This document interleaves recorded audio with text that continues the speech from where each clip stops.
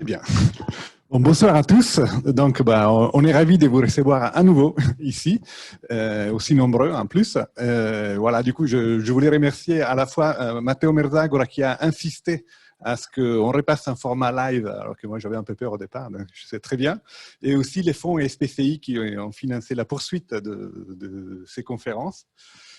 Donc voilà, nous voici en live et on a le plaisir donc d'accueillir le professeur Jérôme Vial de l'SPCI et le capitaine Vincent Kisuel qui travaille au Centre de recherche criminelle de la Gendarmerie nationale et qui vont nous parler à la fois de la chimie et des utilisations pratiques des reconnaissances des empreintes olfactives par des techniques très avancées.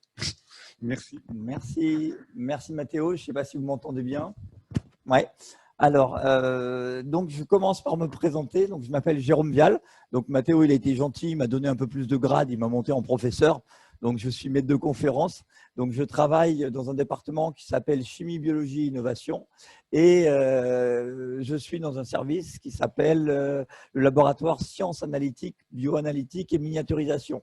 Alors, moi, je vais vous faire une petite introduction sur qu'est-ce que c'est que la chimie analytique et quels outils on peut utiliser. Toute la partie plus criminalistique, je laisserai le capitaine Kisuel vous en parler. Il le fera bien mieux que moi. Alors, on va commencer par parler un petit peu de ce que c'est que la chimie analytique. Alors, pour présenter la chimie analytique, j'ai utilisé un support qui est un petit peu désuet à l'heure actuelle, puisque je suis allé chercher dans une encyclopédie. Les encyclopédies, maintenant, ça a été complètement détrôné par Wikipédia et on n'en trouve pas beaucoup. Mais moi, j'aime bien quand même me baser sur des choses qui sont un peu plus solides que tout ce qu'on trouve sur Internet. Et donc, je vous ai récupéré la définition de la chimie analytique telle qu'on peut la trouver dans l'encyclopédie Universalis. Alors, qu'est-ce que c'est que la chimie analytique? On nous dit que c'est la branche de la chimie qui a pour but identifier, caractériser et quantifier des substances chimiques. Donc, pourquoi j'ai mis en rouge ces termes-là? Parce que c'est des mots-clés qu'on va utiliser au niveau des outils qu'on va mettre en œuvre. Cette chimie analytique, ce n'est pas simplement l'utilisation d'appareils et de méthodes qui existent, c'est aussi du développement. Et c'est là où je dirais qu'en termes scientifiques, on a une plus-value, on apporte quelque chose. À savoir, un chimiste analyticien, c'est tout sauf un presse-bouton. En fait, un chimiste analyticien, c'est lui qui va trouver la technique, la méthode, les principes physico-chimiques qui sont à la base des phénomènes qui sont mis en jeu et qui va pouvoir justement, à partir de la compréhension de ce qui se passe, essayer de trouver la meilleure solution pour répondre à un problème. Donc, la notion de compréhension des phénomènes physico-chimiques, elle est essentielle dans notre travail, ainsi que les processus qui vont être mis en jeu pour mettre en œuvre ces techniques analytiques et les améliorer de manière continue. Donc la définition, même si elle est un petit peu vieille, elle reste complètement d'actualité aujourd'hui. Alors, on peut se demander à quoi ça sert la chimie analytique et où est-ce qu'on la retrouve. Si on regarde, en fait, la chimie analytique, elle répond à une demande sociétale extrêmement forte qui couvre à peu près tous les domaines. Donc là, j'ai fait une liste qui était non exhaustive, mais parmi les domaines où la chimie analytique est indispensable, on retrouve la santé, tout ce qui est sécurité alimentaire, bien sûr tout ce qui est environnement. On peut avoir des choses un peu plus médiatiques comme tout ce qui est fraude et contrefaçon ou les problèmes de dopage, les demandes industrielles, et puis j'ai mis en rouge l'aspect que je laisserai traiter par mon collègue pour la suite. Alors, parmi ces techniques analytiques, il y en a une qui a une place centrale. Pourquoi? Parce qu'elle représente, je dirais, grosso modo, à peu près la moitié des méthodes d'analyse qui sont utilisées aussi bien dans l'industrie que dans l'académie. C'est la chromatographie. Alors, cette chromatographie, là aussi, je suis reparti de la définition de mon encyclopédie Universalis. Et on nous dit que c'est une méthode d'analyse chimique qui va nous aider et qui va consister à séparer les constituants d'un mélange. Et j'ai insisté sur le nom séparé parce que c'est extrêmement important. Et c'est là la force de cette technique qui va nous permettre justement à partir de plusieurs éléments tous regroupés, de les séparer les uns des autres et ensuite de pouvoir les caractériser. On dit de manière un peu pompeuse qu'elle est universellement employée au laboratoire comme dans l'industrie. Alors ça me fait un peu rire. Ça veut dire que dans l'industrie, il n'y a pas de laboratoire. En fait, non. Je pense qu'ils ont voulu dire que c'était aussi bien dans les domaines académiques que dans les domaines industriels. Et c'est utilisé pour l'analyse, c'est-à-dire la caractérisation, la quantification de ce qu'il y a dans un mélange, ou la préparation de manière quantitative de certains composés dont on veut qu'ils soient purs. C'est par exemple le cas pour des médicaments qui doivent être purifiés avec cette technique. Alors, on peut se demander pourquoi il y a quelque chose qui fait référence à une sorte d'écriture des couleurs dans cette notion de chromatographie. Alors, pour arriver à comprendre l'origine du nom, il faut remonter aux origines de la chromatographie. Et cette chromatographie, elle a été, si on s'en réfère à la légende, mise au point et développée non pas par un chimiste, mais par un botaniste qui avait un nom assez imprononçable et qui s'appelait Sweat. Et lui, qu'est-ce qu'il avait fait? Il avait pris une feuille, il avait écrasé sur une sorte de papier buvard, et puis il avait plongé cette feuille de papier buvard dans une sorte de petit bécher, et le solvant montant par capillarité, il avait entraîné différents pigments qui constituaient cette feuille, et on avait une séparation de différents pigments de différentes couleurs. Alors, plutôt que de faire de longs discours, je vous ai reproduit de manière schématique cette manip originelle, où on a ici notre feuille de petit papier qui ressemble à du papier buvard, la pastille qu'on écrase en bas de la feuille, et puis cette feuille-là, on va la plonger dans un récipient qui contient un solvant. Et donc, ce solvant qui se situe en bas, il va mouiller le bas de notre feuille de papier buvard, et par un phénomène qu'on appelle la capillarité, il va se propager le long de ce papier et entraîner les différents constituants qu'on peut avoir dans ce bout de feuille écrasé. Alors la manip, si on la reproduit expérimentalement, voilà ce que ça donne. On voit des taches avec différentes couleurs. Donc là, ça ne donne pas grand-chose comme ça. Si on fait un petit zoom sur cette feuille de papier buvard, qu'est-ce qu'on voit? On voit différentes taches de différentes couleurs. Et en fait, ces différentes taches, ça correspond aux constituants qui sont présents dans cette feuille. Donc, tout en haut, qui ont migré avec le front de solvant, on trouve le carotène. En dessous, l'exanthophylle. Puis, les deux chlorophylles, chlorophylle A et chlorophylle B. Donc, c'est de cette manip que provient le nom originel de la chromatographie. Si on réfléchit comment ça marche, en fait, la séparation, elle se base sur la distribution. Donc, le fait qu'un composé, il soit plus, soit avec ce qu'on appelle la phase stationnaire ou la phase mobile. Donc, si on essaye de faire l'analogie avec ce qu'on a vu avec la petite expérience et notre feuille de papier sur laquelle on avait écrasé un bout de feuille, on a notre phase stationnaire qui serait le papier et notre phase mobile qui serait le solvant en mouvement qui monte par capillarité et qui entraîne les différentes espèces au fur et à mesure. Donc ça, on a un effet d'entraînement par la phase mobile et un effet de rétention par la phase stationnaire. Donc ça veut dire quoi? Ça veut dire que suivant le fait que les composés qu'on cherche à séparer, ils ont plus d'affinité pour la phase stationnaire ou pour la phase mobile, ils vont monter plus ou moins haut et ils vont se propager au niveau de cette feuille avec des vitesses de déplacement différentes. Donc, qui dit vitesse de déplacement différente, dit possibilité de séparation. Alors, si on fait l'évolution de la chromatographie, on n'est pas resté à cette petite feuille de papier qu'on plongeait dans une sorte de cristallisoire pour faire monter le solvant par capillarité. Et on est très vite passé de la chromatographie sur papier à d'autres types de chromatographie. Donc, une autre chromatographie qui est une évolution de la chromatographie sur papier, c'est ce qu'on appelle la chromatographie sur couche mince. Donc, c'est le même principe, sauf qu'au lieu d'utiliser une feuille de papier, on utilise un support qui peut être déposé sur une plaque de verre, par exemple, sur laquelle on va déposer un adsorbant qui peut être de la silice, de l'alumine ou tout autre matériau qui possède des propriétés qui peuvent être intéressantes pour la séparation. Et là, on va avoir aussi une séparation qui va se faire selon le même type de mécanisme. Avantage de la chromatographie sur couche mince, on maîtrise un petit peu mieux le type d'interaction et le type de phénomènes qui vont être mis en jeu que dans le cas de notre feuille de papier. Et puis, voilà, je fais un bond vers le 21e siècle. Qu'est-ce qu'on utilise en laboratoire? On utilise de la chromatographie dite sur colonne. Cette fois-ci, on va non pas avoir un papier, mais une colonne chromatographique. Alors, ces colonnes, j'ai fait des petites photos. Voilà un exemple de colonne utilisée quand la phase mobile est un liquide. Donc, d'habitude, je la fais passer, mais Covid oblige, je vais la garder ici. Si vous voulez voir à quoi ça ressemble, ce que je vous invite à faire, c'est à l'issue de la présentation, vous pouvez vous rapprocher, je la laisserai sur la table pour que vous puissiez vous rendre compte de ce que c'est. En fait, c'est un petit cylindre, un petit peu comme un stylo, qui est rempli à l'intérieur avec un absorbant. Et puis, l'autre colonne que j'ai présentée, c'est ce qui ressemble à une bobine de fil.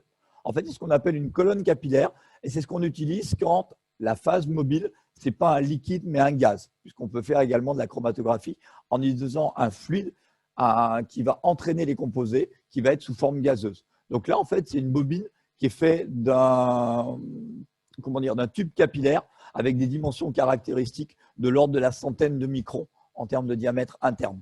La longueur, c'est plusieurs dizaines de mètres. Là aussi, je la laisse ici si vous voulez voir ce que c'est à la suite de la présentation. N'hésitez pas à venir voir ce que ça représente. Alors, on nous a dit qu'on faisait une conférence expérimentale.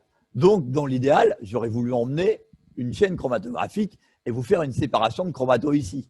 Sauf qu'on a eu quelques petites contraintes pratiques et on n'a pas pu avoir la salle suffisamment tôt pour que je puisse emmener la chaîne.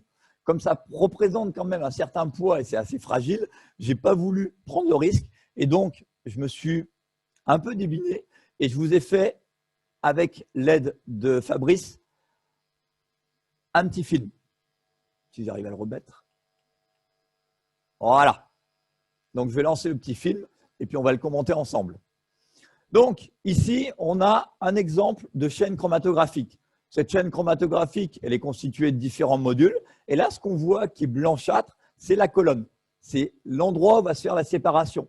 Contrairement à la petite colonne que je vous ai montrée qui était en métal et en acier inoxydable où on ne voit rien à l'intérieur, celle-ci est transparente, elle est en verre.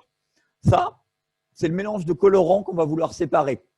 Et ici, on a notre système qui va nous permettre d'injecter l'échantillon. Donc, on aspire l'échantillon avec une seringue. On voit l'échantillon, il est violet. Et cet échantillon, grâce à une vanne d'injection, il va se retrouver au niveau de ce qu'on appelle une boucle qui va permettre justement de localiser et de prélever cet échantillon. Ensuite, on continue la suite. On a basculé cette vanne et transféré l'échantillon qui se retrouve en tête de colonne. Donc là, vous pouvez voir, au début de la colonne chromatographique, on a une tache violette qui apparaît. Et on voit qu'au fur et à mesure que le fluide s'écoule à travers la colonne, on a cette tache qui va commencer à migrer. Et donc, cette migration, elle s'accompagne d'une séparation progressive des différents constituants du mélange. On voit par exemple qu'on a une petite bande fuchsia qui commence à apparaître sur l'avant du front, suivie d'une bande bleue et d'une bande jaune un petit peu sur l'arrière. Donc là, on a le processus de séparation qui commence à se mettre en œuvre et on va voir les différentes couleurs qui, au fur et à mesure, vont séparer. On peut voir également que juste après la bande bleue, on a une petite bande violette qui commence à apparaître et qui correspond au quatrième colorant qu'on cherche à séparer. Donc, en fait, ici, on avait un mélange de 4 colorants et les 4 colorants, on commence à les voir se séparer au fur et à mesure de leur migration dans la colonne. On voit également que cette migration, elle s'accompagne d'un phénomène d'élargissement de notre bande de composés qu'on a injectés. C'est lié au processus chromatographique qui vont faire que ce qui était dans un tout petit volume au début, finalement, ça va se répandre sur un volume un petit peu plus grand et ça va s'étendre. Donc, on a un phénomène de dilution lié au processus chromatographique. Donc là, on continue la séparation. Alors, je ne sais plus exactement s'il y a eu une coupure après. Bon, je continue alors. Ah ben voilà, justement. Là, on a fait une petite coupure, on a fait un accéléré parce que la manip, elle prend une vingtaine de minutes. Et je pense qu'au bout de 20 minutes, vous aurez tous endormi, aussi bien dans la salle que derrière votre ordinateur. Donc là, on voit que les bandes, elles se séparent de plus en plus. Et entre chaque bande de composés, on voit qu'il il y a une bande translucide blanche qui apparaît. Ça veut dire quoi? Ça veut dire qu'on arrive à séparer complètement les différents constituants et qu'on va pouvoir avoir des bandes individuelles qui constituent chaque composant séparées de zones où il n'y a que du solvant. Donc, à la sortie de la colonne, si on récupère, on pourrait les avoir individuellement. Là, on voit bien aussi sur cet effet de grossissement que l'allure de notre bande, ce n'est pas un front plat. On voit quelque chose qui ressemble un peu à une sorte de cloche, une sorte de parabole, si on veut commenter ça. Et ça, en fait, c'est lié au fait que dans la colonne, l'écoulement qui se produit, il ne se produit pas sous la forme d'un écoulement où tout le monde va à la même vitesse. En fait, ce qui va au centre de la colonne va un petit peu plus vite que ce qui va sur les bords. Et ça, c'est bien connu des gens, par exemple, qui font de l'aviron, parce que dans une rivière, quand on fait une course d'aviron dans le sens du courant et qu'on est au centre de la rivière, on est toujours favorisé parce qu'il y a un petit peu plus de courant que sur les bords de la rivière. Donc là, on a le même phénomène et on voit très bien ce profil de vitesse parabolique que de manière savante, je crois qu'on appelle un poisoil. Je ne suis pas un spécialiste en hydrodynamique, donc je ne me permettrai pas d'aller trop loin. Donc là, pareil, on a refait une coupe et on arrive bientôt à la fin de la colonne et les espèces, elles vont pouvoir sortir. Donc là, on a pu voir la séparation dans la colonne. Dans la vraie vie, en fait, on ne voit pas ce qui se passe sur les colonnes qui sont en métal. Donc, qu'est-ce qu'on fait? En sortie de colonne, on va mettre un système qui va nous permettre de détecter les différentes espèces et donc de nous donner un enregistrement qu'on va appeler un chromatogramme et qui va nous permettre d'avoir des pics dont la taille va dépendre de la quantité de produits qu'on va avoir. Donc là, si on se mettait en sortie de colonne, on aurait en fait un système avec 4 pics qui correspondent à chacun des 4 colorants avec une jolie séparation. Voilà, donc là on est commencé à arriver. Donc je pense que je vais pouvoir interrompre le film et on va pouvoir reprendre la suite de la présentation. Donc là, j'ai pris un autre exemple de chromatogramme pour vous montrer le type d'enregistrement qu'on peut avoir quand on travaille sur des appareils. Donc là, c'est une séparation qu'on fait en travaux pratiques à l'ESPCI. C'est une séparation de stéroïdes. Vous voyez comme quoi on fait des choses qui sont assez proches de ce qu'on peut avoir comme problématique réelle. Et donc, la séparation des 5 stéroïdes qu'on a ici, moi, je la trouve assez jolie ici, puisqu'on a séparation de nos différents composés. Et on voit que si l'enregistreur il répond proportionnellement à la quantité de produits, on obtient des jolis pics qui ressemblent un petit peu à des gaussiennes, ce qu'on appelle. Donc là, notre séparation de nos 5 stéroïdes en fonction du temps, avec une séparation de l'ordre de grandeur de quelques minutes. Donc là, j'ai pris quelque chose qui marchait relativement bien. Les ordres de grandeur des séparations chromatographiques, je dirais, c'est de l'ordre, ça peut aller de la dizaine de minutes à l'heure sur les méthodes qu'on utilise de manière classique. Alors là, on a vu comment on pouvait séparer facilement 4 à 5 composés. Dans les échantillons réels, ça peut être beaucoup plus compliqué que ça. Et donc, souvent, on n'a pas que 4-5 composés à séparer, mais on peut en avoir plusieurs dizaines, plusieurs centaines, voire plusieurs milliers. Donc là, c'est une photo que j'ai piquée à un de mes collègues qui fait un cours de chromatographie avancée, où il voulait montrer que dans le cas des mélanges complexes, c'est un petit peu comme dans l'embouteillage. Il y a tellement de monde que on ne s'en sort pas.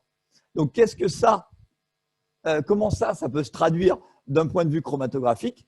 Ça se traduit sous la forme d'un chromatogramme, comme on a vu précédemment, mais cette fois-ci, il est beaucoup moins sympa que celui que je vous ai présenté de manière scolaire avec les stéroïdes, parce qu'on voit qu'on n'a pas ici des pics bien séparés, on a une sorte de continuum de pics avec des intensités variables, avec des composés qui sont mélangés encore à l'issue de cette séparation.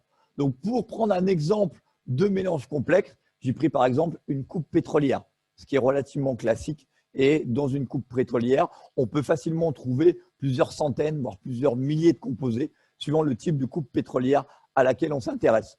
Donc, ça veut dire quoi? Ça veut dire que la chromatographie classique, telle qu'on l'a vue, on commence à toucher ses limites avec ces mélanges très complexes. Comment est-ce qu'on peut faire lorsqu'on est confronté à ce genre de situation?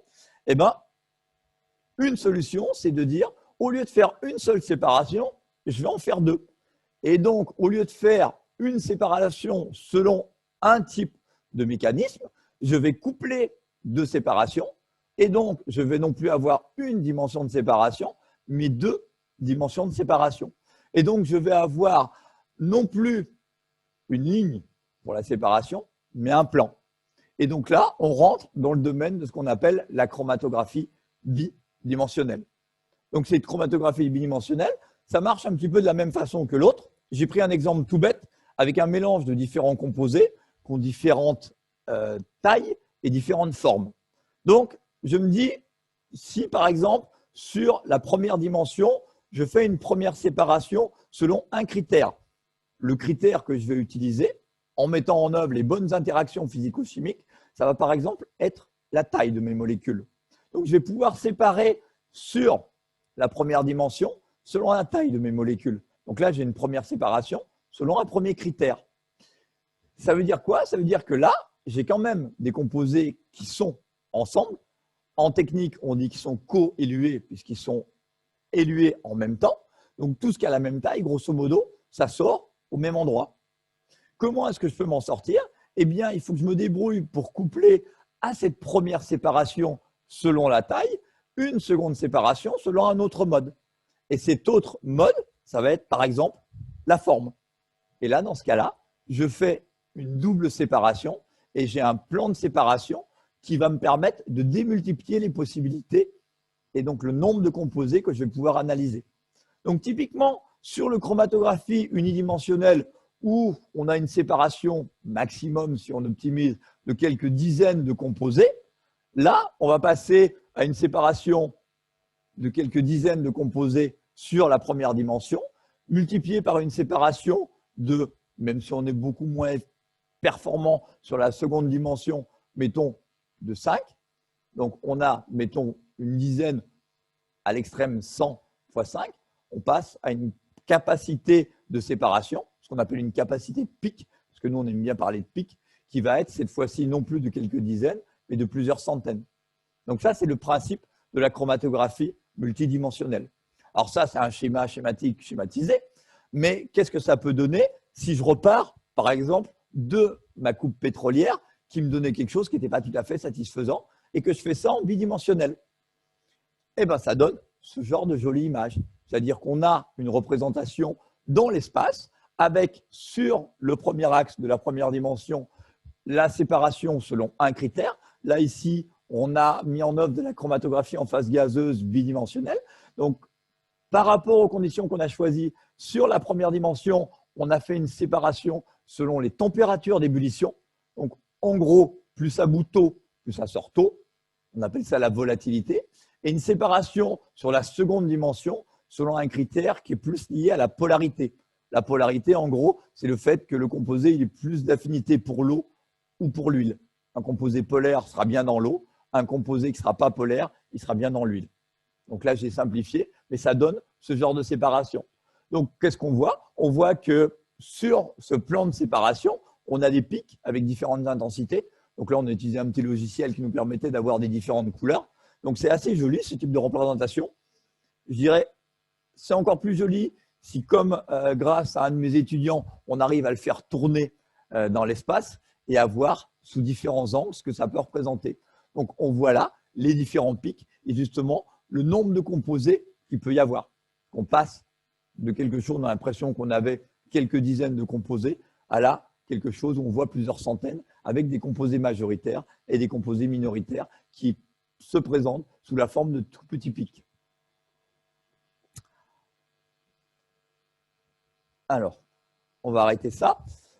L'idée, c'est que ce que je vous ai montré là, c'est très marketing. C'est-à-dire qu'on voit des jolies choses dans l'espace, ça bouge, c'est très joli. En pratique, ce n'est pas sur ça qu'on va travailler en laboratoire. En laboratoire, pour travailler, on a besoin de choses qui sont plus concrètes et en général qui sont à 2 dimensions. Donc, qu'est-ce qu'on fait lorsqu'on utilise cette chromatographie bidimensionnelle? Eh bien, on projette sur un plan nos pics et on utilise pour rendre compte de l'intensité relative des différents pics qui correspondent aux différents composés un code couleur. Et là, le code couleur est assez naturel. Quand c'est bleu, c'est au niveau de l'eau. Et quand c'est rouge, on est au sommet des montagnes. Donc, ça veut dire que là, on a quelques composés majoritaires qui correspondent aux gros pics qu'on voyait dans l'espace à 3 dimensions et qu'on voit ici sous forme de taches un peu plus rouges que les autres. Donc ça, cette représentation qu'on appelle le color plot, c'est ce qu'on utilise couramment lorsqu'on travaille sur des chromatogrammes bidimensionnels. La dernière partie de mon exposé, Et après, je vais laisser la parole à Vincent, parce que je pense que vous attendez tous qu'on parle police scientifique et que la chromatographie, j'ai été bien gentil avec vous, mais il est temps que ça s'arrête. Donc, la dernière chose que je vais vous donner, c'est une information sur une question qu'on se pose souvent. C'est bien beau d'avoir un pic, mais qu'est-ce qu'un sauce-pic? C'est qui le composé qu'un sauce-pic? Alors, pour répondre à cette question, bah, par exemple, j'ai pris un cas d'étude.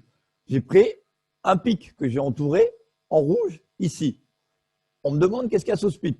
Pour savoir ce qu'est un sauce-pic, en général, il faut qu'on utilise pour détecter le composé, non pas seulement un système de détection qui nous donne une information sur l'intensité, sur la quantité de produit qu'on a, mais aussi sur sa structure. Et ce type de détecteur, il existe et on l'utilise couramment en chimie analytique et c'est ce qu'on appelle un spectromètre de masse. Alors là, je ne vais pas rentrer dans le détail, mais c'est simplement un appareil qui, quand on lui envoie un produit à l'intérieur, nous donne une sorte de carte d'identité du composé. Cette carte d'identité, c'est un enregistrement avec des barres à différentes valeurs de masse. Ces cartes d'identité, elles sont spécifiques à chaque composé.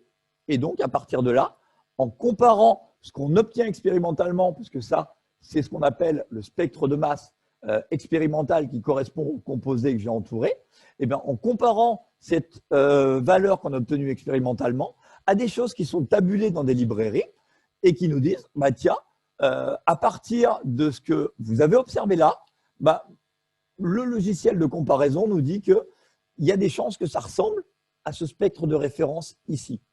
Et donc, du coup, à partir du moment où on a le spectre de référence, on a la tête du coupable. Et ici, notre composé qu'on cherchait à identifier, c'est rien d'autre qu'un composé aromatique qui s'appelle le paraxylène. Donc voilà, l'utilisation des techniques bidimensionnelles, je vous l'ai montré, ça pouvait servir pour l'analyse de coupes pétrolières.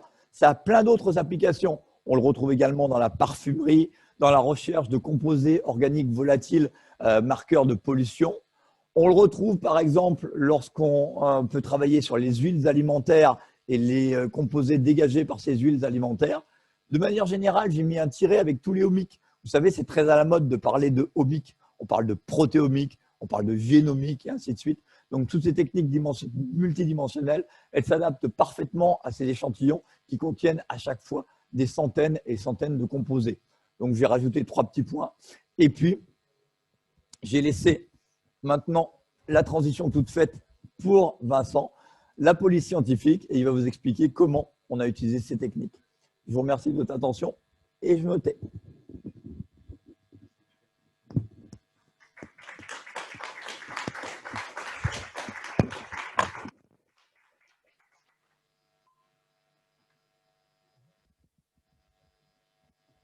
Bonjour à tous. Ouais, vous m'entendez?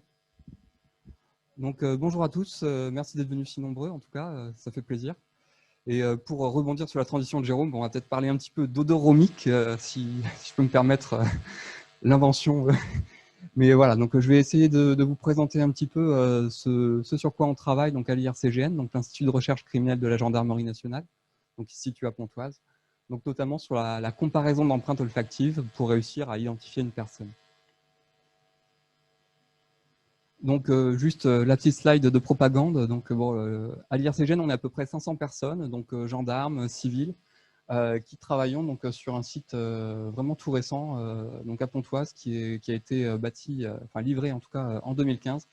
Et donc, c'est là que se situent véritablement les laboratoires de la police scientifique, mais côté gendarmerie. Donc, vous avez vraiment toutes les disciplines, enfin, en tout cas accessibles à la gendarmerie, qui y sont représentées. Donc, moi, il suffit que je descende de 2 étages pour arriver en balistique, par exemple, ou en médecine légale. Donc, c'est ça qui est vraiment intéressant à Pontoise, c'est que, bon, on a la chance d'avoir tout regroupé au même endroit et donc toutes les spécialités vraiment sur place.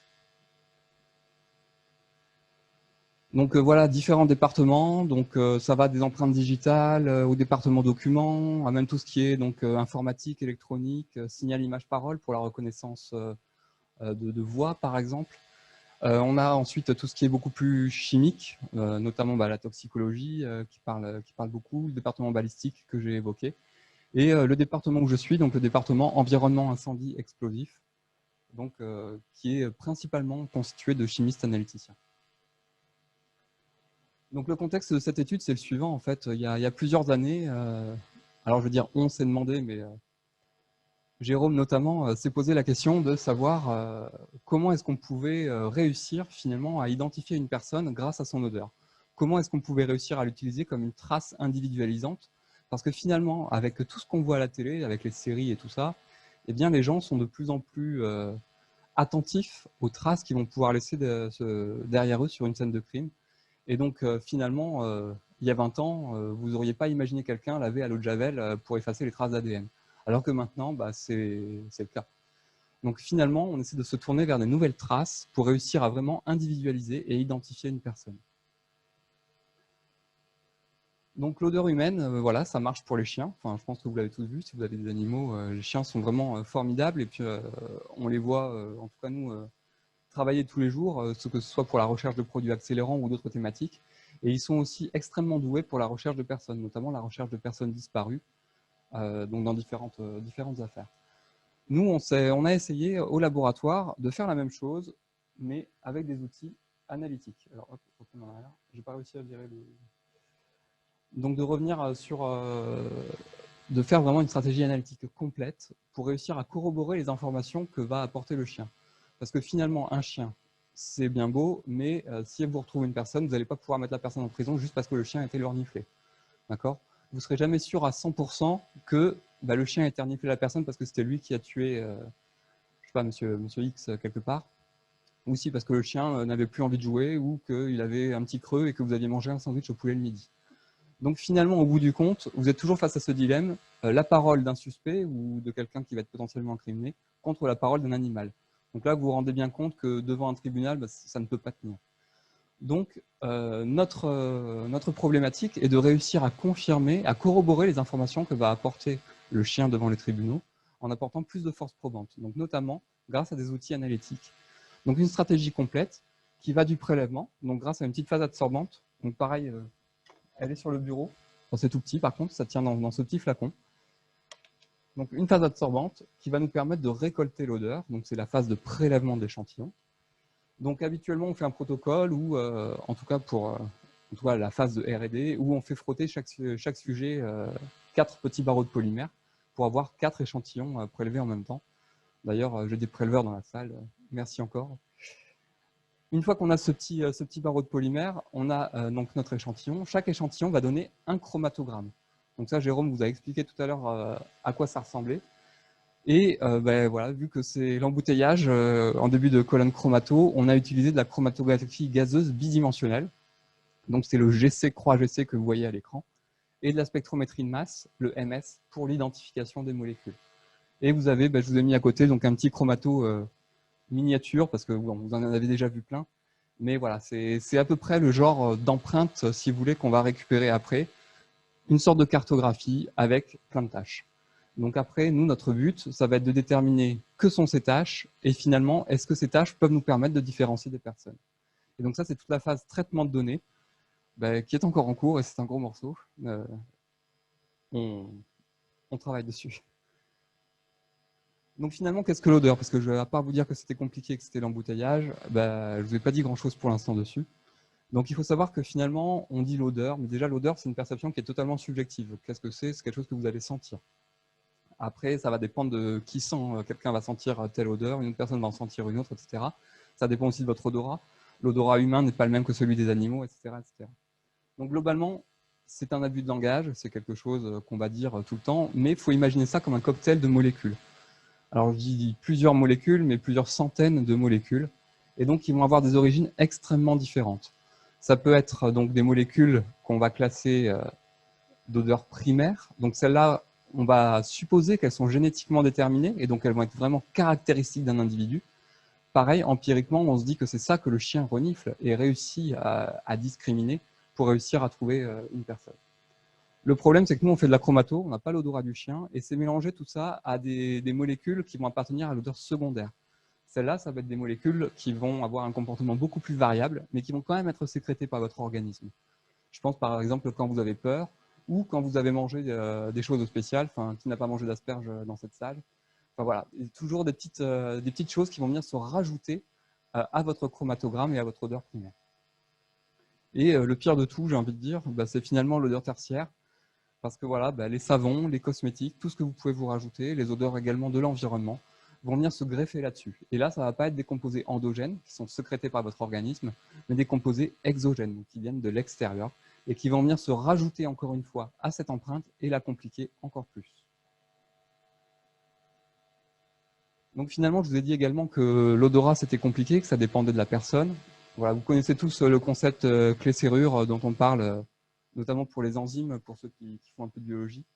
Eh ben, c'est beaucoup plus compliqué que ça, parce qu'en fait, ça a même été l'objet d'un prix Nobel. En fait, l'odorat, c'est pour l'instant quelque chose qui n'est pas encore bien compris. Donc voilà, désolé pour les spécialistes du domaine, ce sera peut-être partiellement faux ce que je vais dire.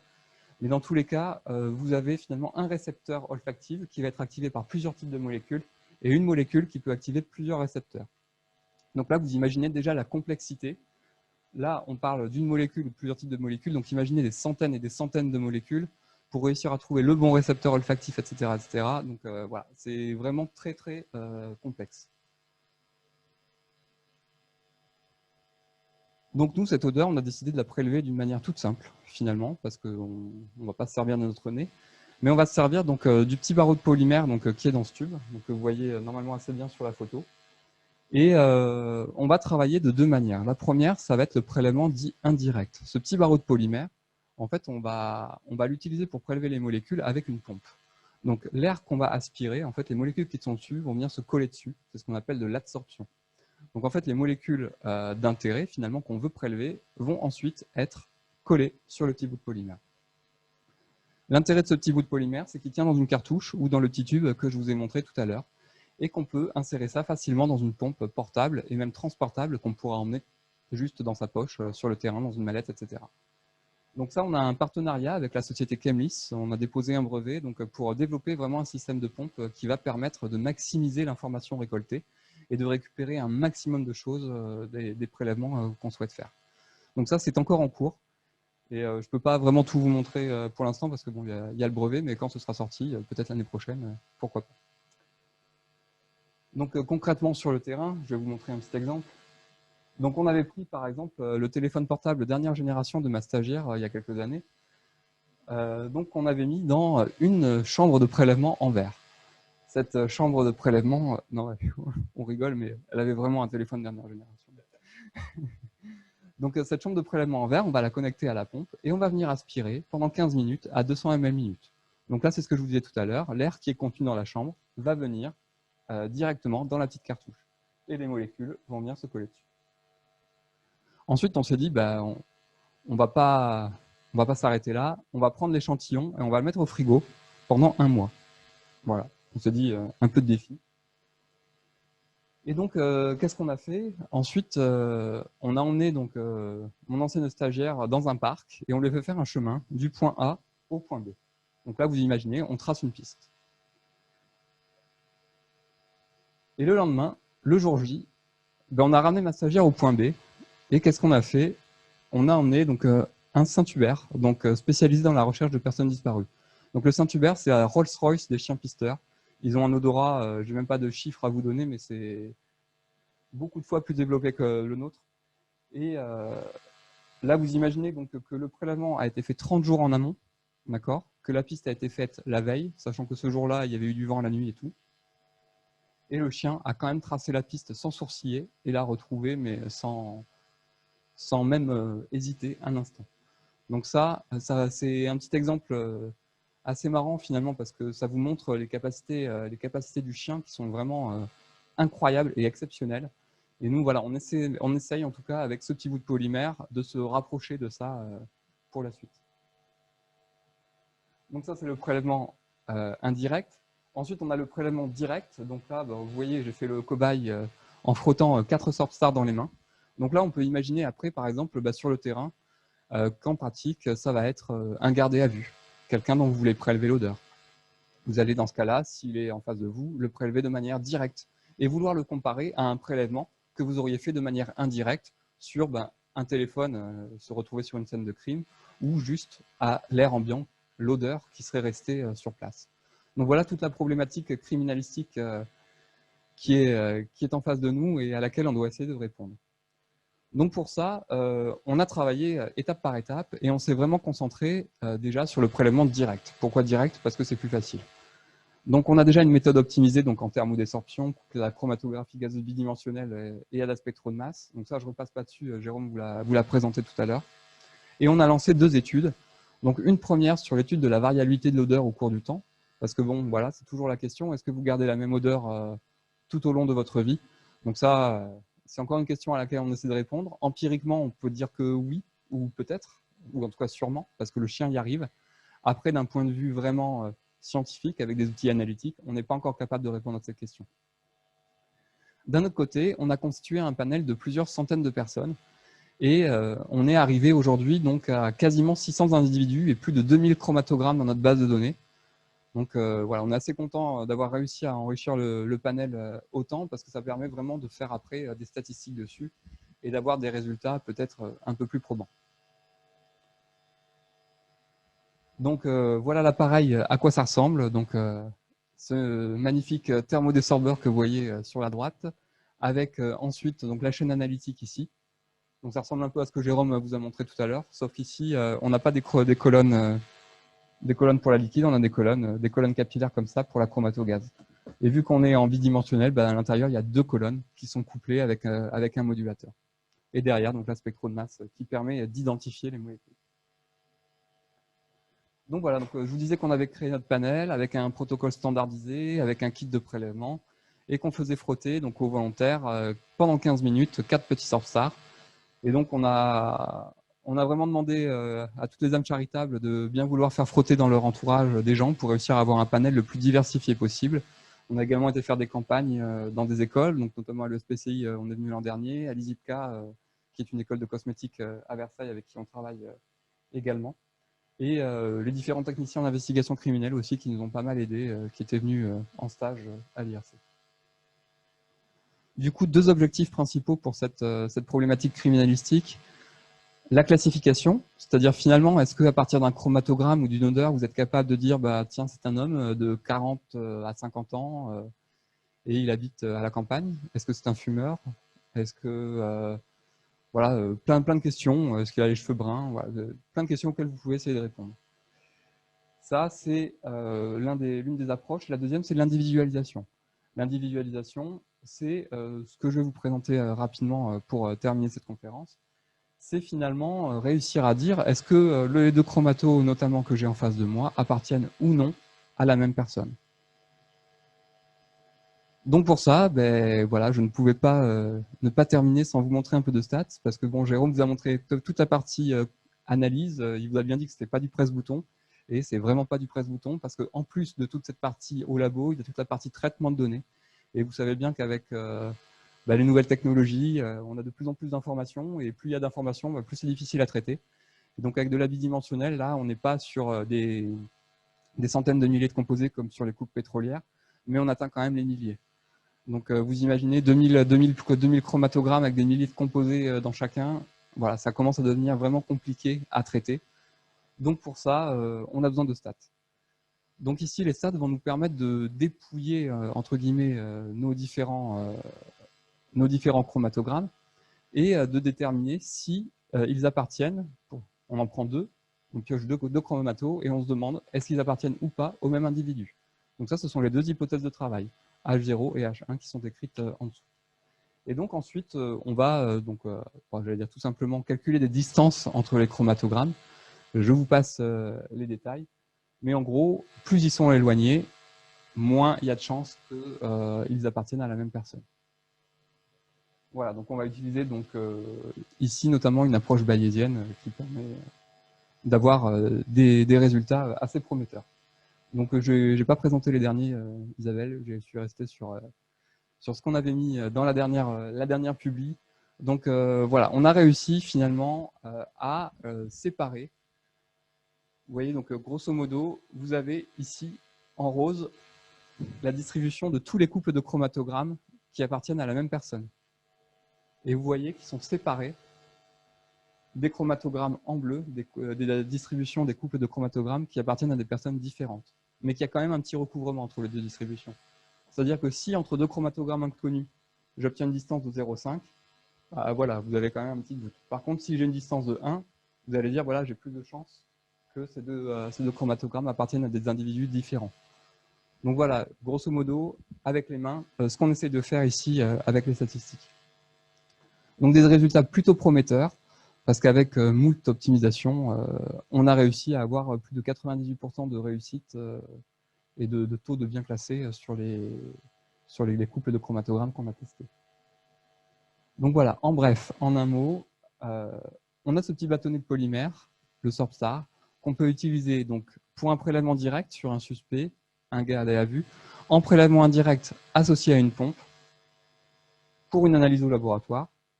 On peut même l'utiliser avec les chiens. Donc ça, c'est tip top, parce que finalement, on peut se dire qu'avec un seul prélèvement, on est capable de faire à la fois une analyse labo, à la fois de faire partir le chien sur une piste, et également de le mettre au frigo pour une analyse plus tard. Donc voilà tout l'enjeu finalement de cette étude. Après, là, je vous ai parlé criminalistique, mais finalement, il y a d'autres applications.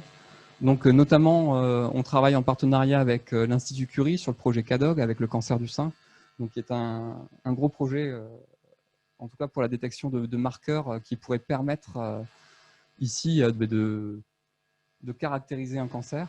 On travaille également avec l'hôpital Foch sur le cancer du poumon, avec le professeur Perron de Garches sur la maladie de Lyme, sur la mucoviscidose, et également avec Barbara Ferry, donc du CNRL à Lyon, qui étudie la variation de l'odeur au cours du temps. Donc elle prélève tous les 6 mois des enfants pour essayer de voir finalement s'il y a une variation d'odeur pré- ou post-puberté.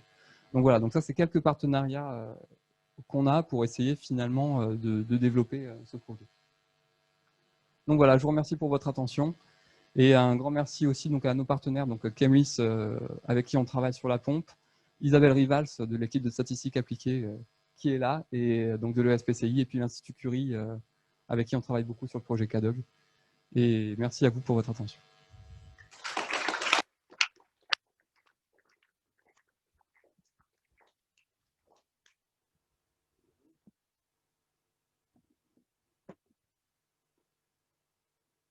Merci beaucoup. Et donc, voilà, on peut ouvrir la session aux questions. Je me demande, du coup, probablement, c'est moi qui tiens le micro, même si vous parlez.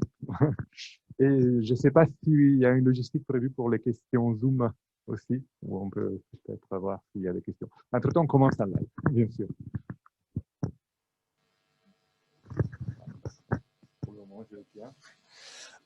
Une première question, ce serait donc par rapport à l'étude en criminalistique. Là, vous avez montré distribution pour identifier avec un facteur si un chromatogramme peut appartenir à une même personne ou non. Est-ce que vous avez regardé, du coup, je suppose, l'influence de ce que vous avez appelé les odeurs secondaires et tertiaires sur ces chromatogrammes? Je veux dire, quelqu'un qui aurait fait ses prélèvements en ayant, je sais pas, avec un parfum ou une alimentation très différente entre les deux, et quelle est du coup la robustesse, on va dire, de ces choses-là actuellement par rapport à ces facteurs-là? Merci. C'est une très bonne question. En fait, vu qu'on ne sait pas exactement quelles molécules appartiennent à l'odeur primaire, secondaire ou tertiaire, ça c'est une classification qui a été faite dans la littérature pour réussir à comprendre de quoi était constituée l'odeur. En pratique, si vous me donnez le nom d'une molécule, je ne suis pas capable de vous dire à quelle classe elle appartient. Du coup, on est parti du principe de tout prendre pour ne louper aucun descripteur et ensuite de faire le tri après, avec notamment les outils statistiques. Donc pour l'instant, on ne sait pas. Ce qu'on espère, c'est que finalement, à terme, on sera capable de faire une liste très réduite de marqueurs. Alors, je ne vais pas donner le nom parce que j'en ai absolument aucune idée, mais une liste réduite, et on pourrait supposer finalement que ces marqueurs-là appartiennent à l'odeur primaire. Après, dire ce que c'est le secondaire, tertiaire, pour l'instant, ouais, je ne me prononce pas. Surtout avec tout ce qu'on retrouve dans les produits cosmétiques et tout ça, ça devient vraiment compliqué.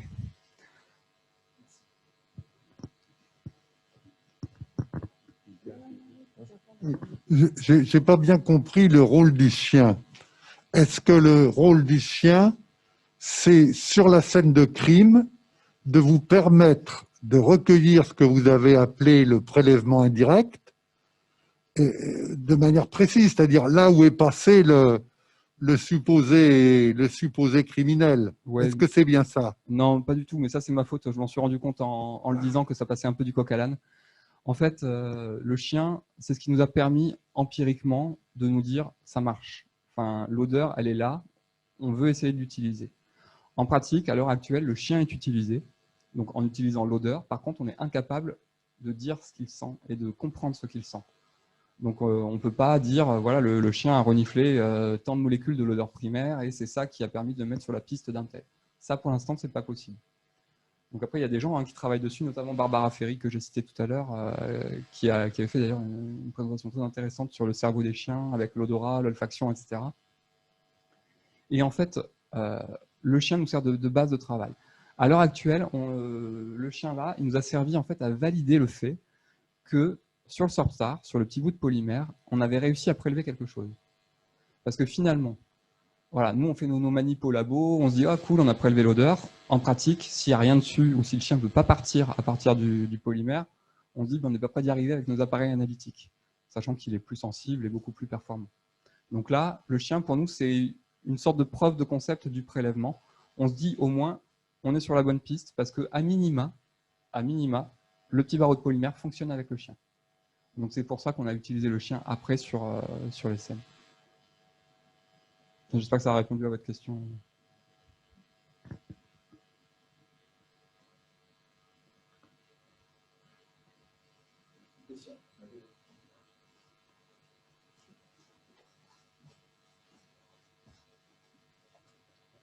Est-ce que vous savez si on a tous véritablement une identité olfactive différente? Est-ce qu'il n'y a pas un risque d'avoir des sosies d'odeur en quelque sorte? Alors là, c'est pareil, c'est extrêmement empirique parce que ça a été vérifié. Voilà, bon, c'est encore débattu dans la littérature, disons, mais sur des jumeaux, par exemple, voilà, il y a des études qui ont été faites. Il y a certains auteurs qui disent que le chien y arrive, d'autres que le chien n'y arrive pas. C'est ce qui a permis aussi de lancer la théorie de l'odeur secondaire. Parce que notamment les jumeaux, par exemple, les deux jumeaux qui vivent sous le même toit, suivant les auteurs, hein, ils n'arrivaient pas forcément à les différencier.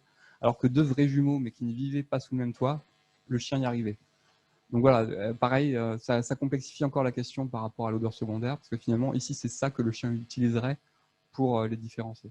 Après, voilà, ça reste que des suppositions. Et alors pour moi, et ça reste que mon humble avis, il n'y a pas assez d'études pour valider tout ça d'un point de vue scientifique. Parce que le problème, c'est qu'avec les chiens, on peut faire que des études à très petite échelle. Parce que voilà, il faudrait en former plein, avec un même protocole, qui soit exactement le même, suivant dans tous les pays, etc. Et ça, on n'est pas encore prêt d'y arriver.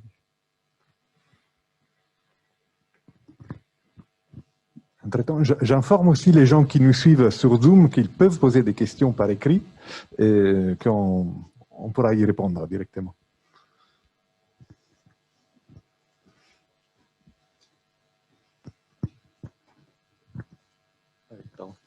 Oui, bonjour. Donc, j'avais une question par rapport à la première partie de la conférence, donc sur les méthodes de chromatographie en 2 dimensions. Comment on fait en fait pour quelles sont les méthodes qu'on emploie pour faire une chromatographie en fait sur 2 dimensions? Par exemple, comment on va faire pour prendre d'un côté la taille et de l'autre côté la forme dans la colonne elle-même? C'est-à-dire que je comprends pas de quelle manière on fait ça. Alors, je peux peut-être essayer de répondre. Donc là, j'avais fait une présentation qui était super simple sur la façon dont on séparait. Lorsqu'on fait de la chromatographie bidimensionnelle, on se débrouille pour que les interactions qui vont être développées dans les 2 dimensions, donc ce qui va faire que les espèces vont être plus ou moins retenues sur chacune des 2 dimensions, ne sont pas les mêmes. Donc en pratique, par exemple, en chromatographie en phase gazeuse, on va utiliser ce qu'on appelle des phases stationnaires qui vont être différentes dans les 2 dimensions et qui vont avoir des natures chimiques différentes. Donc, c'est comme ça, par exemple, en utilisant en pratique, en chromatogaz, en première dimension, une phase stationnaire apolaire, qu'on va pouvoir faire une séparation selon les températures d'ébullition, et en utilisant en seconde dimension une phase stationnaire qui, cette fois-ci, va présenter des groupements polaires, une séparation selon l'affinité, la polarité des composés pour cette phase stationnaire. Donc, en fait, on joue sur les phases stationnaires. On peut jouer également sur les températures. Et puis, c'était ça la question. Hein. C'est ça. En chromatographie liquide, je dirais on a encore plus de possibilités puisqu'on peut jouer sur le solvant qu'on va utiliser. En chromatographie en phase gazeuse, le gaz vecteur a juste un effet mécanique d'entraînement, donc il ne joue pas dans les interactions. En chromatoliquide, on a encore un degré supplémentaire et on peut mettre en œuvre d'autres types. Mais l'idée générale, c'est d'utiliser des interactions qui vont être différentes dans les deux dimensions pour ne pas sonder les mêmes propriétés de la molécule. Je profite, on a deux questions à distance. Donc, on a notre directeur, Vincent Croquette, qui donc demande « Peut-on quantifier la quantité d'odeur prélevée par les polymères ?» Alors pour l'instant, on ne le fait pas. On pourra le faire plus tard, à partir du moment où on sait exactement ce qu'on cible et ce qu'on recherche. À l'heure actuelle, vu qu'on a des chromatogrammes sur lesquels on ne sait pas encore qu'est-ce qui est pertinent ou pas, ben on reste très qualitatif. Mais Alors, je peux compléter, au niveau quantitatif, rien n'interdit que cette technique puisse permettre de quantifier, puisque typiquement la thermodésorption couplée à la chromatographie en phase gazeuse, c'est utilisé en routine dans beaucoup de domaines pour quantifier certaines espèces. Je pense par exemple quand on cherche à quantifier les composés organiques volatiles émis par certains matériaux. Je prends un truc tout bête, hein, vous achetez une armoire Ikea, ça sent quelque chose quand on arrive à la maison. Bah, on peut très bien mettre un bout de cette armoire Ikea dans une enceinte bien fermée, un système de prélèvement un peu similaire à celui de Vincent, avec un adsorbant et une petite pompe.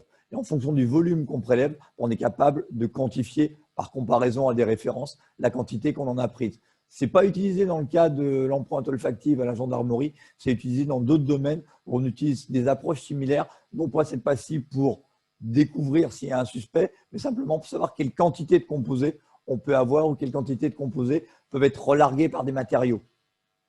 Donc ça, c'est pour répondre à la question de Vincent Croquette. C'est une deuxième question donc, de Yacine. Bonsoir et merci, c'est bien. Et, les chiens sont utilisés pour reconnaître les personnes infectées par les SARS-CoV-2. Ne risquent-ils pas d'être infectés eux-mêmes au moment de renifler? Je sais pas si... Je ne suis pas épidémiologiste. Ça sort un peu du cadre de notre conférence. Hein. Voilà. Alors, juste moi, d'après ce que j'ai entendu, a priori, le Covid, il reste quand même pas mal chez l'humain à l'heure actuelle. Il y aurait eu peut-être un cas de transmission de l'humain à un animal de compagnie. Mais c'était vraiment, d'après ce que j'ai vu, épisodique. Donc, après, je ne sais pas. Il faut peut-être qu'ils mettent des masques aussi. C'est dur après. Très bien. Donc, bon, on n'avait que ceux deux-là, donc on revient à live. Voilà.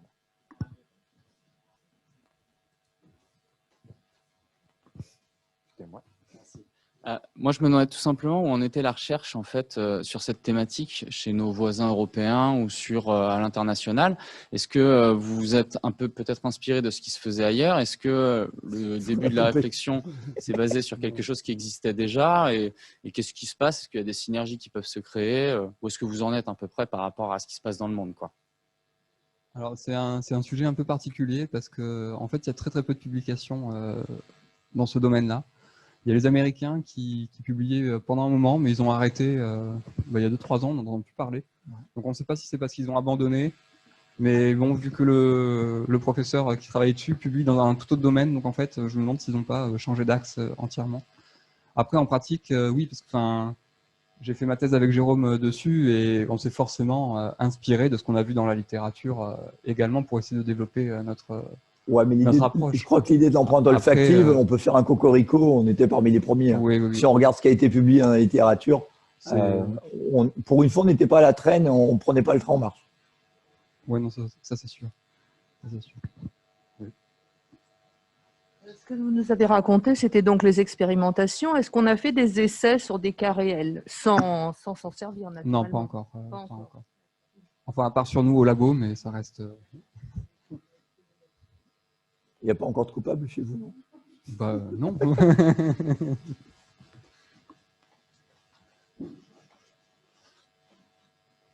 Bonsoir, merci beaucoup. Je me demandais qu'est-ce qui a motivé le choix du bâtonnet de polymère? Pourquoi vous n'avez pas utilisé un filtre, par exemple, pour retenir le plus de molécules possible? Qu'est-ce qui a motivé ce choix? En fait, historiquement, pour les chiens en tout cas, ce qui est utilisé, c'est ce qu'on appelle des compresses hongroises.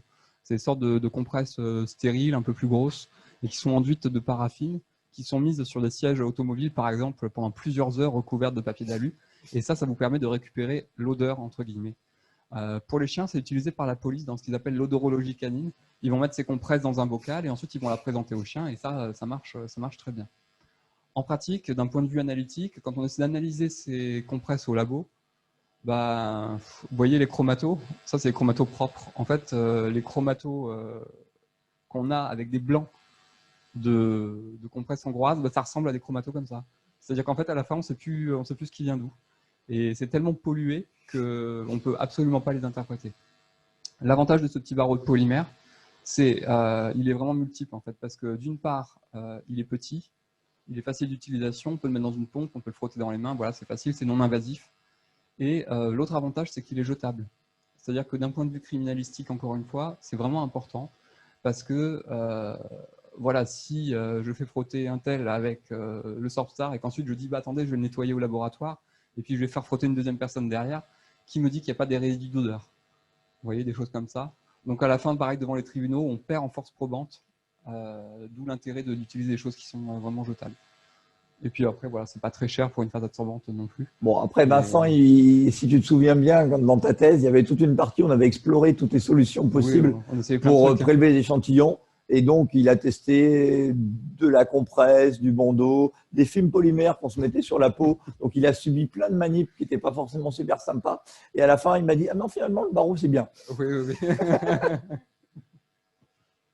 J'ai moi-même une question. Et les jours où les experts des Miami auront fait un épisode sur cette nouvelle technique, qu'est-ce que vous pensez que les nouveaux criminels vont faire du style amener les vêtements trouvés dans la rue de quelqu'un Non, mais je pense d'autre? qu'ils vont se balader en scaphandre. Après, ce sera beaucoup plus pratique. Donc c'est pour ça qu'ils ont arrêté de les publier aux États-Unis. C'est ça. C'est pas très discret quand même quand tu veux commettre un crime et que tu te promènes avec un scaphandre. Ah, bah, tu sais. Ou une combinaison complète. Quoique maintenant, Avec la visière. avec le Covid.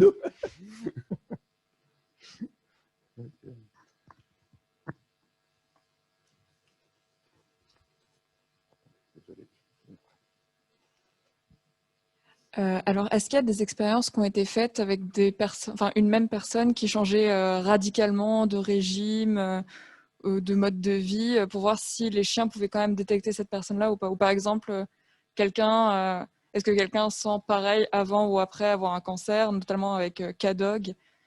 Enfin, est-ce qu'il y a des expériences qui ont été faites là-dessus ou Alors, pas? K-Dog, je peux pas vraiment en parler ce soir, parce que bon, c'est pas à moi de faire. Mais oui, K-Dog, c'est en cours. Enfin, c'est exactement ce type de manip qui est réalisé. Après, nous, on n'a pas fait de changement brusque de régime alimentaire ou tout ça.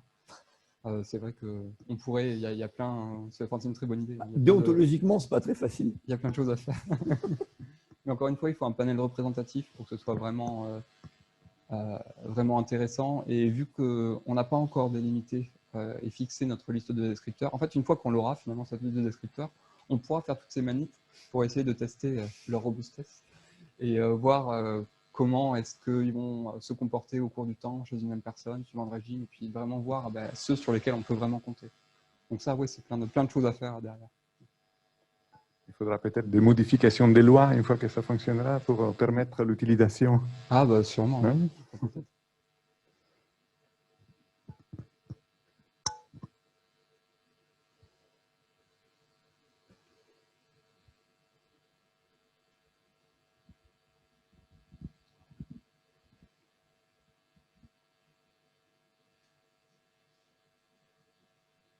D'accord. Quelques curiosités?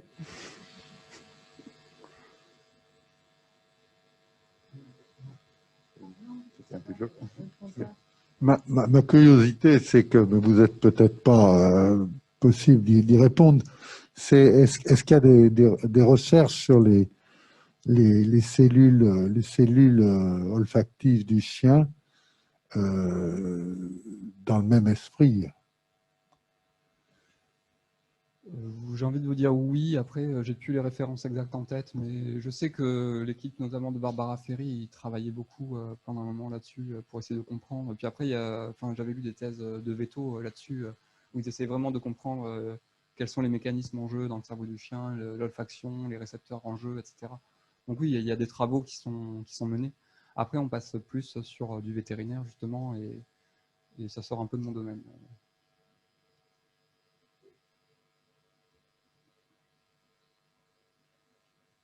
On redemande aussi au public en ligne, si vous avez des questions, c'est le bon moment.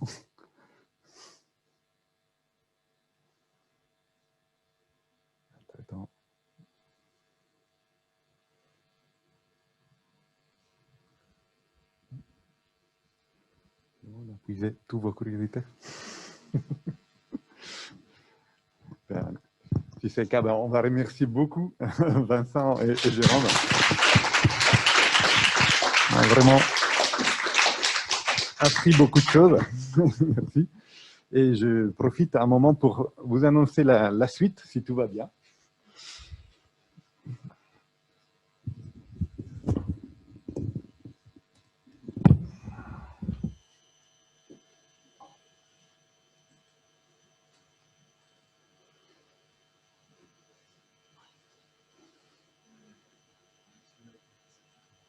Voilà, donc nos conférences c'est poursuivre donc le lundi 5 octobre avec une conférence de Philippe Brunet du laboratoire MSC de l'Université Paris Diderot, qui est une conférence sur comment un son qui passe dans un fluide peut induire des écoulements dans ces fluides. On est habitué à l'idée que les vagues font bouger les objets sans les transporter, mais dans certaines conditions, on peut introduire donc, le désécoulement.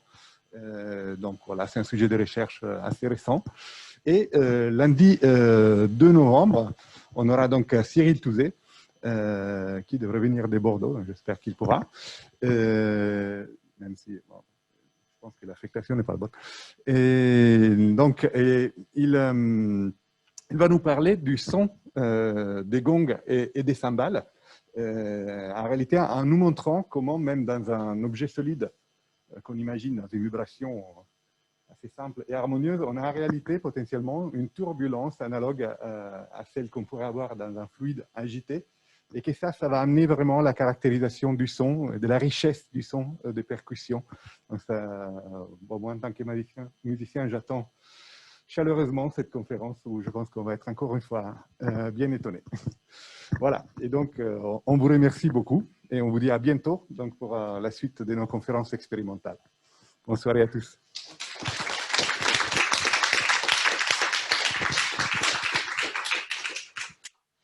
Et bien sûr, pour les curieux, on a ici en observation les colonnes, la capsule